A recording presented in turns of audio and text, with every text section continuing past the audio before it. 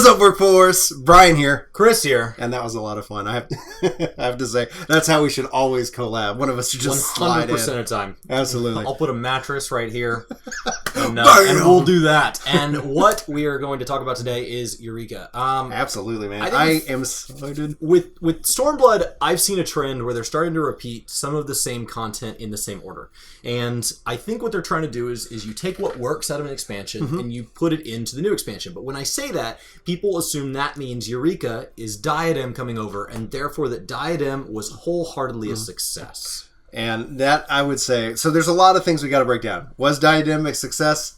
No, it was not.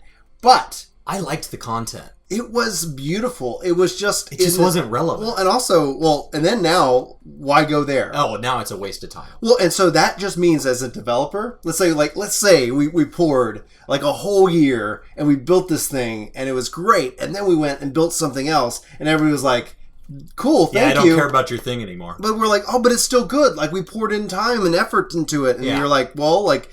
And the thing is that it came... Diadem was launched. So history, for anybody who wasn't aware, for Heaven's Word, Diadem launched with patch 3.1. Okay. And I was like, oh, this is neat. And it's this world that you can explore. And it was tied in with the airships. And it was this, you could go gather. Another underutilized development cycle. We got submarines. We actually have a submarine. Thank you, Sparta, on that one. Anyway, so you would send your submarine out, airship, and then you could also ride in your airship into this area, and it had like different sizes for, like, you could actually go with a full free company into like an alliance into the Diadem, and when it first launched, it was really just, there was no objectives, right? So you could go gather, or you could go attack monsters, and get stuff, right? So that they did that, and then everybody was kind of like, eh. And so people would queue in, like you would be like, all right, I'm gonna go work on my warrior for whatever reason. I'm gonna go fight some stuff, and it's gonna be neat. And you'd get in, and like 7 other people in your party then just switch to gatherers, and they just go off and gather. And you're like, well, I can't take out these guys myself. So if you were doing matchmaking, completely wrong. So with patch, like, I think it was 4.5. Like, it was, 3.5. Like, literally at the end of Heaven's Word. Yeah. They bring it back, has objectives, really neat. They actually put in some gear, like, that you could get that's actually comparable, and it's a good, alternate. Like, when we talk about gear progression, there's really kind of the one way that we have. Always the one main way. Even crafting gear in most cases is really pretty suboptimal. It'll shoot you up the ranks, but the goal is always to go get the main tier of gear. I hate that too, but that's just me. I don't have the perfect fix, but that's another topic for another day.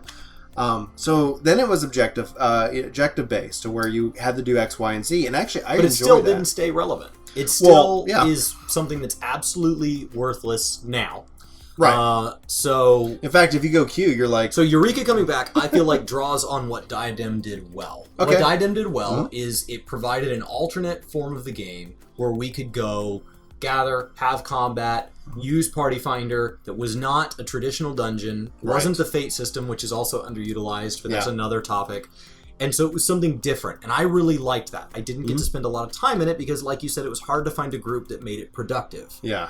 But the question is, what is productive? So I think them bringing it back is a good thing. It's a beautiful part of the game. I'm glad it's coming back. Like PvP. PvP has been mishandled multiple times by Square Enix, but they keep bringing it back new and different because I think they can... They're committed to it, which is, for me, is good. And I hope that's what that means with Eureka, right? Yeah. If Eureka isn't good, hopefully it's a step beyond Diadem, and then in 5.25, we can get the new final thing that's actually awesome. God, that would suck so bad.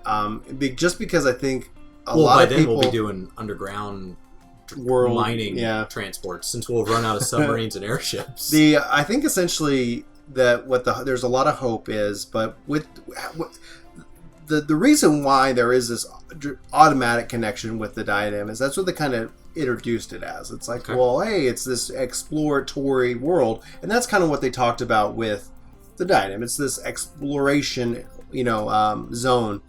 And so that's kind of like where those things are. And then what they showed, I say, is something that is so far separate from it, because they're talking about a different progression system, first and foremost. That's great. That means that, and the thing that I wonder is that, does that mean that I have to wait till I'm level 70 before I can take part? Or does that mean that maybe I can take part in this at other levels that aren't, at level 70.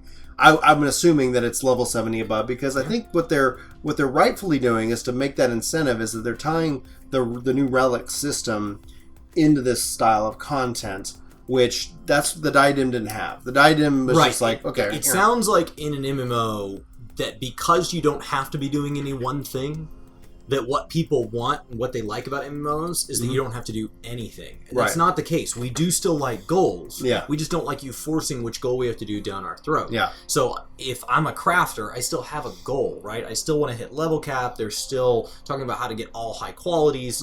If I want to be in PvP, there's still a leaderboard. If I want to be in PvE, there's still a tier of gear. So there's still an objective. And so that's what Diadem lacked. Yeah. And even them trying to kind of insert it in later, it just didn't work. And so from the reason why I would say the Diadem failed was because they released it, they took it away to fix it, and then they brought it back, and then immediately within like a couple of months, it was irrelevant completely. And so you just wonder, at what cost? What was the development time, and what did we sacrifice? We will never know, but what did we sacrifice as gamers to get this? My hope is that it's actually, we didn't really... 8-person flying mounts. Yeah, well, we're getting it. It sounds like we're getting that. Sounds like that's coming. But with that, like on that same note though, I think that what they've been able to do is say, I think that if you do things right, you learn from your mistakes. Okay. I think that you can learn a lot from a failure than you can from a success. You're like, what failed with the Diadem? And they looked at that and they said, well, there really wasn't clear objectives. There really wasn't this. And I actually personally love that there's a separate progression system that doesn't reset every time you come in, like Palace of the Dead. Because that gives me because one of the things that I'm just sitting here going, I'm like, why should I play as a tank right now? They're at cap. There's no further progression outside of gear. Well, this now offers both a gear level progression with Relic and a progression within the content that I can strive to say, I'm going to play this tank because I want to get their elemental level to cap, right? So if you do that, that's wonderful. That fixes all the problems with what we didn't like about Diadem. So assuming Eureka is going to be this massive success because it fixes Diadem, is it now a requirement for progression level players to play Eureka? If they want to get the relics, and that's so not now necessarily you have added, a requirement. So it's not really a side progression at all. It's actually... It is a side progression. But having the relic weapon is going to be a must for progression for raiders. a lot of people. But the thing is, and how they've structured the relics, is that they're typically on par with the hardest level content, and they take longer to get. So you can go run Savage, and you can go do the hardest content, and you'll get the best gear. Okay.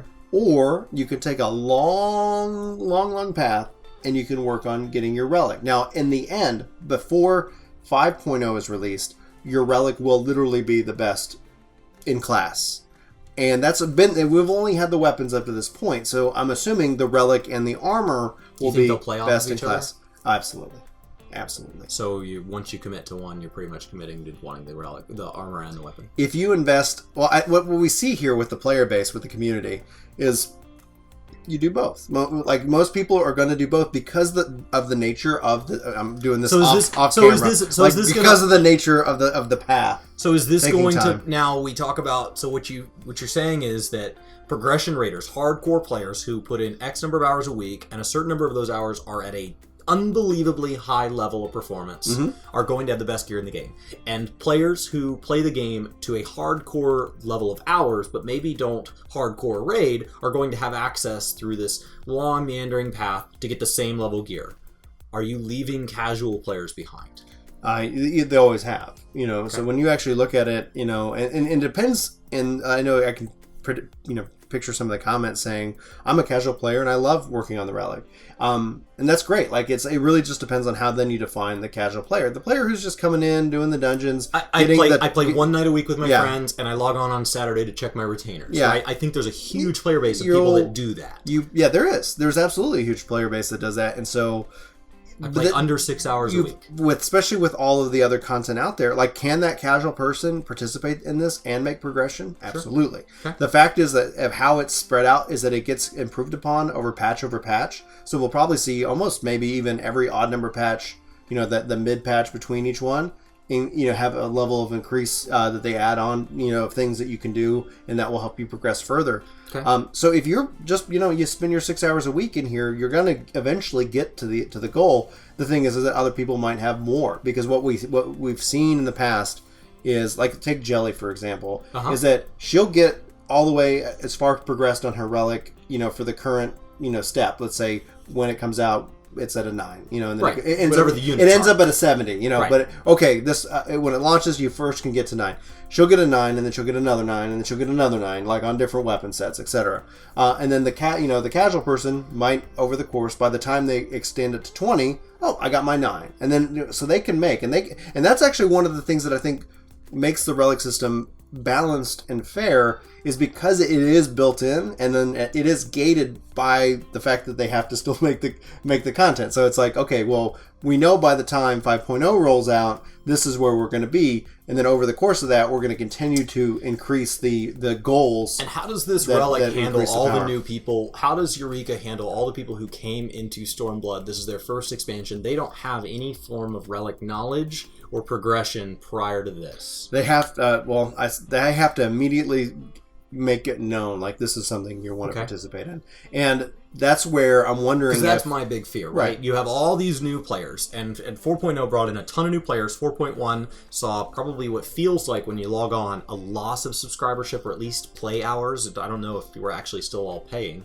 but 4.2 is supposed to bring back that wave, and in that wave, there's players that have been playing the whole time. There's players that have never really played. And there's players who have played in the past, but it's so far back that the game feels new again. Oh, yeah. Well, we've also had... So how do you design content?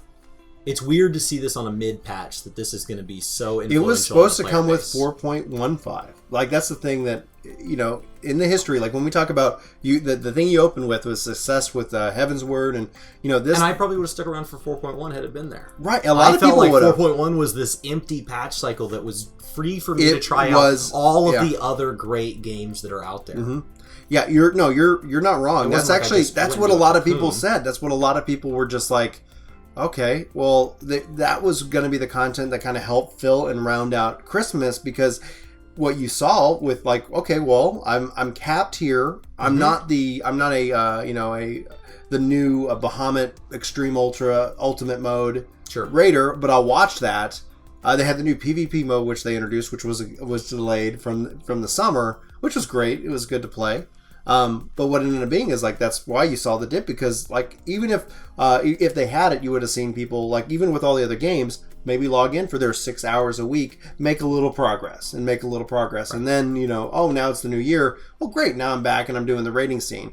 The question I have is that how is this going to balance with Savage progression? With so I've been playing some Savage and I'm loving it. Like, it's really good, because people were asking me, like, you going to get into Savage? I was like, I'm real, like, my Savage run. 4.2 was what you promised. 4.2, and that's where I'm doing it. I love it. I'm actually looking at spending my extra time not going into Savage, but going into something that we're going to announce very soon here on the channel. Look forward to it. Anyway, so with that, like, I'm sitting here going, well, do I Eureka or do I Savage? And how's that balance? Because I want to make sure that I'm getting, my tomes. I want to make sure that I'm progressing with, gear, so that I can get better and, get better with Savage content and not be, a liability. I can be an asset to the whole team. And then at the same time, so my question is that, and these are unknown, we'll know here, I guess, in a couple of weeks, is when I'm playing in this content, is any of my effort here outside of relic stuff able to come with me into the real world? Like, by playing it, am I going to get some mendacity tomes? Am I going to get, personally, I would love experience. Materia will be in there. Absolutely. They'll be giving the lot boxes. I'm so excited for lot boxes. There will be minions you find and all those things, and that those are going to command a premium at the beginning. Absolutely. And if they didn't show off gathering, within it, but if they can do gathering, that's great. But what I'm looking forward to... Eureka fishing! Your ultimate stream. Like, his biggest stream was when he was just sitting around fishing, and, like, so many people show up for that. And it's like, oh, okay, like, well, are you ready? Ryan's like, wow, I saw the stream numbers today. What were you doing? I was fishing. But, like, what were you doing? No, just fishing. Just fishing. How'd it last, though? Well, yeah, I think it allows for more conversation. Oh, yeah, it was just hanging out. But that's where I'm like, I know they're probably going to have it at 70, but I was like, man, if I could level up, because it's an alternate progression system, if I could go in. So you want experience in there? I would love it, because so I would work on my samurai. What level are you allowed in to the content? I would open it at 30. 30. I would open just like if you think of PvP, where that would be my choice. So to play your trial, get to 30, buy the game, check out, and immediately go into Eureka and PvP. Never play the main game. Correct. That is possible. No, I have no idea. Like PvP, yes. That is what you'd like, though. That's what I would like. Now it's okay. There's main storyline, which is this PvE progression will ultimately result in raiding. Yeah. There's PvP, and then there's Eureka. Yeah. The reality is that they showed the Eureka guy that you talked to go into the content. He's in Kugane, so you have to get to Stormblood to get there, unless they decided to put him randomly out in the world. I think that's also a little bit strange too, because that's also an issue with the diadem, is that you have to go to to a guy in Ishgard, talk to him to be able to queue in. in the context and the lore of it, it makes sense. Cause in the trailer, they showed an aetheryte, which makes me think that once you're there, maybe you can attune and you can just teleport straight there. I guess we'll find out. Like Wolf's Den? Well, they have multiple aetherytes. So it'd be just like Wolf's Den? But how does that do it? Because you are getting matched into these instances. Like, can you... Oh, I forget about that. Well, if it's matchmaking, then can you queue from anywhere? If you can queue from anywhere, that's my biggest issue with things like Golden Saucer and stuff like that, is if I have time, if you say, you know what, Julie needs me to help her with dinner, I'll be on in 20 minutes. I should just be queuing for chocobo races wherever I am. I don't want this whole, let me pay some ridiculous fee to transfer to the Golden Saucer. I'm paying $900 so that I can get there to wait in line, and I'm waiting in line because there aren't other people with the same idea because they have to also go to Golden Saucer, and it should be cross-server. Yeah. Why Golden Saucer is not cross-server? Well, Duty Finder is cross-server. But when I'm racing with people, I'm racing cross-server? Yeah, as long as you're in the world. The whole world. Yeah, I agree. I think it is. Not even data center. They added in the ability to queue into Triple Triad, so you can do that. So that's one, but it's like, why is the other one not there? Yeah, but that was so late. We'd already moved on and all stopped caring about Triple Triad. You and I used to play every day. Well, every time we're on, yeah. We should bring that back because it's still a lot of good MGP. But I think that it'll be interesting to see if the community takes to this content. That's kind of where it falls into from just the... But you get one shot. You don't get to fix it. That was Diadem's issue. Yeah. Even if it was perfect when it was done, you can't go back. Correct. And that's where I think that the delay is hopefully that, where we come in and it's like, this is great. In fact, I hope that it's so great that we want this style of content brought into more of the game as a whole. Like, can I have my elemental wheel? Why not? Like outside of outside of Eureka. You think that's going to be tedious? I don't know. It didn't look tedious on the stream.